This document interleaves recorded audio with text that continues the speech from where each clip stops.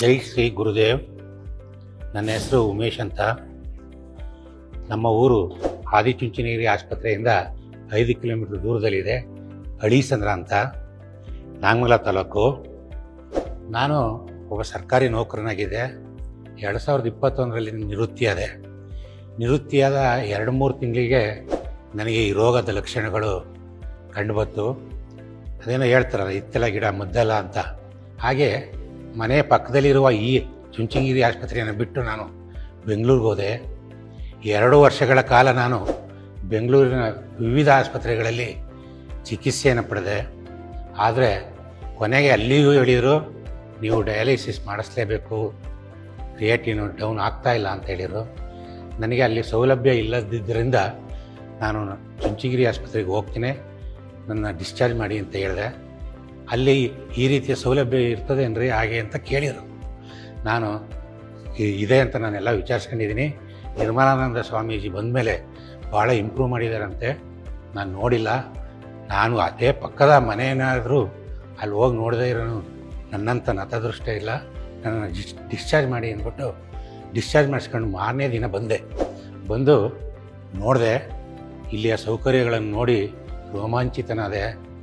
ನಂತರ ನಾನು ಔಟ್ ಪೇಷೆಂಟಲ್ಲಿ ನಂದೀಶ್ ಡಾಕ್ಟ್ರಿದ್ರು, ಅವ್ರನ್ನ ಮೀಟ್ ಮಾಡಿದೆ. ನನ್ನ ಸಮಸ್ಯೆ ಹೇಳ್ಕೊಂಡೆ ಮತ್ತು ಬೆಂಗಳೂರಿನಲ್ಲಿ ಇದ್ದಂಥ ದಾಖಲೆಗಳೆಲ್ಲ ನಾನು ಅವ್ರಿಗೆ ಕೊಟ್ಟೆ. ಅವರ ನೇತೃತ್ವದಲ್ಲಿ ಡಯಾಲಿಸಿಸ್ಗೆ ಒಳಗಾದೆ. ಡಯಾಲಿಸಿಸ್ ಕೇಂದ್ರವನ್ನು ನೋಡಿ ನನಗೆ ಅಚ್ಚರಿ ಆಯಿತು. ಯಾಕೆಂದರೆ ಬೆಂಗಳೂರಲ್ಲಿ ನಾನು 1 ವಾರ ಡಯಾಲಿಸಿಸ್ ಮಾಡಿಸಿದ್ದೆ. ಇಲ್ಲಿಯ ಸೌಲಭ್ಯ ಅಲ್ಲಿ ಇರಲಿಲ್ಲ. ಮತ್ತು ಡಯಾಲಿಸಿಸ್ ಆದಮೇಲೆ ಇಲ್ಲಿ ಕಿಡ್ನಿ ಆಪ್ರೇಷನ್ ನಡೀತದೆ ಅನ್ನುವ ವಿಷಯ ಗೊತ್ತಾಗಿ ರಿಜಿಸ್ಟ್ರೇಷನ್ ಮಾಡಿಸಿ ಅಂತ ಹೇಳಿದರು. ಆ ಪ್ರಕಾರ ನಾನು ನೋಂದಣಿ ಮಾಡಿಸ್ದೆ. ನೋಂದಣಿ ಮಾಡಿಸಿದ 8-9 ತಿಂಗಳಿಗೆ ನನಗೆ ದಾನಿಗಳಿಂದ ಕೊಟ್ಟಂಥ ಕಿಡ್ನಿ ಸಿಕ್ತು. ಇದೇ ಜನವರಿ 19ನೇ ತಾರೀಕು ನನಗೆ ಕಿಡ್ನಿಯನ್ನು ಅಳವಡಿಸಲಾಯಿತು. Narendra sir, Nandish sir, Anil doctor, Chetan doctor, ಇಲ್ಲಿ ಈ ಆಸ್ಪತ್ರೆಯಲ್ಲಿ, ಚುಂಚನಗಿರಿ ಆಸ್ಪತ್ರೆಯಲ್ಲಿ ಅತ್ಯದ್ಭುತವಾದ ವೈದ್ಯರ ತಂಡ ಇದೆ. ಈ ನೆಪ್ರೋಲಾಜಿಯಲ್ಲಿ ಅವರ ಸೇವೆ ನಮಗೆ ಎಲ್ಲಿ ಅವ್ರ ದಾರಿಲಿ ಹೋಗ್ತಾರೆ ಕೇಳಿದರೂ ನಮಗೆ ಸಲಹೆಯನ್ನು ಕೊಡ್ತಾರೆ. ಇಲ್ಲಿ ಅಂಥ ಸೌಲಭ್ಯ ಬೆಂಗಳೂರಿನ ಯಾವ ಆಸ್ಪತ್ರೆಯಲ್ಲೂ ಸಿಗಲ್ಲ ನಿಮಗೆ.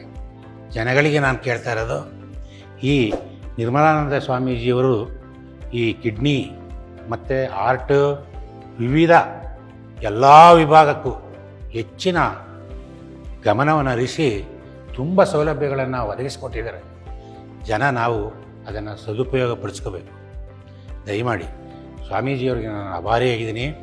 ಮತ್ತು ಜನಗಳಿಗೆ ನಾನು ಇನ್ನೊಂದು ಹೇಳೋದು ಅಂದರೆ, ನಮ್ಮ ಗ್ರಾಮೀಣ ಪ್ರದೇಶದಲ್ಲಿ ಇಂಥ ಆಸ್ಪತ್ರೆಯನ್ನು ನಾವು ಉಪಯೋಗಿಸ್ಕೊಳ್ದಲೇ ಬೆಂಗಳೂರು, ಮೈಸೂರಿಗೆ ಹೋಗೋದು ನಾವು ಮೂಢರು. ಬನ್ನಿ, ಇಲ್ಲಿ ಎಲ್ಲ ರೀತಿಯ ಅದ್ಭುತವಾದಂತಹ ಸೌಕರ್ಯಗಳಿದೆ. ಡಾಕ್ಟ್ರುಗಳಿದ್ದಾರೆ, ಮಾರ್ಗದರ್ಶನ ಮಾಡ್ತಾರೆ. ನೋಡಿ, ನಾನು 19ನೇ ತಾರೀಕು ನನಗೆ ಆಪ್ರೇಷನ್ ಆಯಿತು. 1 ತಿಂಗಳು ಅದಕ್ಕೂ ಹೆಚ್ಚು ಫ್ರೀ ಮೆಡಿಷನ್ ಕೊಡ್ತಾರೆ, ಫ್ರೀ ತಪಾಸಣೆಯನ್ನು ಮಾಡ್ತಾರೆ. ಇಂಥ ಸೌಲಭ್ಯ ನಾನು ಬೆಂಗಳೂರಿನ ಸಾಕಷ್ಟು ಆಸ್ಪತ್ರೆಗಳಲ್ಲಿ ದಾಖಲಾಗಿದ್ದೀನಿ. ಹಿಂದೆ ನಮ್ಮವರನ್ನು ದಾಖಲು ಮಾಡಿದ್ದೀನಿ. ಎಲ್ಲಿಯೂ ಈ ರೀತಿಯ ಸೌಲಭ್ಯ ಇಲ್ಲ. ಈ ಆಸ್ಪತ್ರೆಯಲ್ಲಿ ಶಸ್ತ್ರಚಿಕಿತ್ಸೆ ಆದ ನಂತರವೂ 1 ತಿಂಗಳು ಫ್ರೀ ಚಿಕಿತ್ಸೆಯನ್ನು ಕೊಡುವಂಥ ಸೌಲಭ್ಯವನ್ನು ನೋಡಿದ್ದು ಇದೆ ಚುಂಚನಗಿರಿ.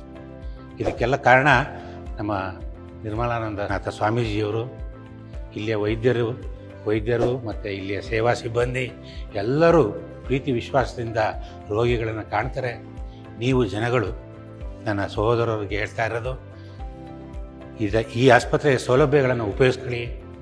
ಸ್ವಾಮೀಜಿಯವರು ನಮಗಾಗಿ, ಗ್ರಾಮೀಣ ಪ್ರದೇಶದವ್ರಿಗೆ ಈ ಸೌಲಭ್ಯಗಳನ್ನು ಒದಗಿಸ್ಕೊಡಿ. ಆಮೇಲೆ ಇನ್ನೊಂದು ಜನಗಳಲ್ಲಿ ನೋಡಿ, ನನಗೆ ಯಾವುದೋ ಒಂದು ಆಕ್ಸಿಡೆಂಟ್ ಆಗಿ ಅವರ ಕಿಡ್ನಿ ನನಗೆ ಸಿಕ್ತು, ದಾನ ಮಾಡಿದ್ದು. ಈ ರೀತಿಯ ದಾನಗಳನ್ನು ಹೆಚ್ಚು ಅಂಗಗಳನ್ನು ಆಸ್ಪತ್ರೆಗೆ ದಾನ ಮಾಡಿದರೆ ನನ್ನಂಥ ಬೇರೆ ಬೇರೆ ರೋಗಿಗಳಿಗೆ ಜೀವವನ್ನು ಕೊಟ್ಟಂತಾಗ್ತದೆ.